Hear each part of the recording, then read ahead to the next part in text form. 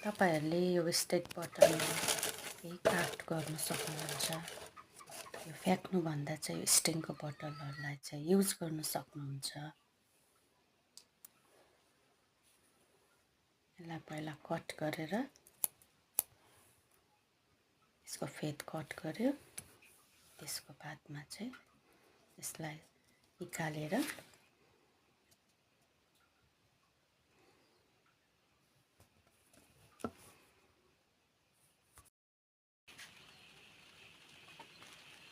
अनि यस्तो राम्रो राम्रो पटहरु बनिन्छ। तपाईहरु आफ्नो हातको कलाहरु यसरी बोतलमा सजाउन सक्नुहुन्छ। मैले यो बनाएको छु, तपाईहरुलाई कस्तो लाग्छ?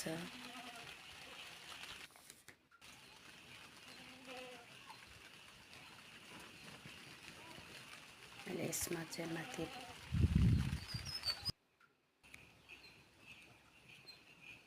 यसमा पनि यस्तो गरिदिएको छु।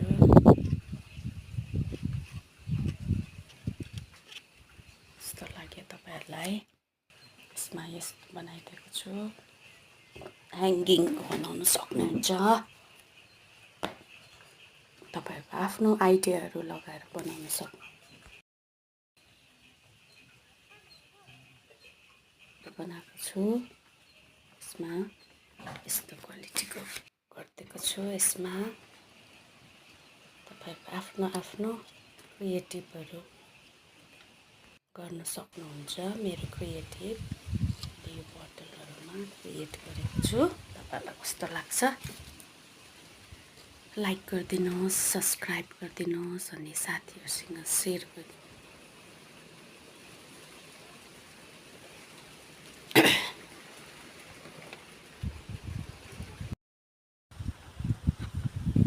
मन पर्यो भने तपाईहरु शेयर गरिदिनुहोस्, लाइक गरिदिनुहोस् अनि आफ्नो साथीहरुलाई शेयर गरिदिनु होला।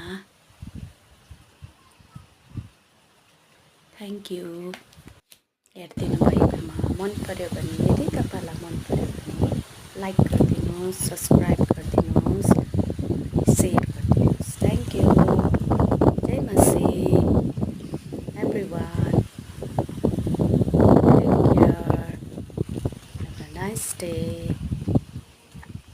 Bye bye.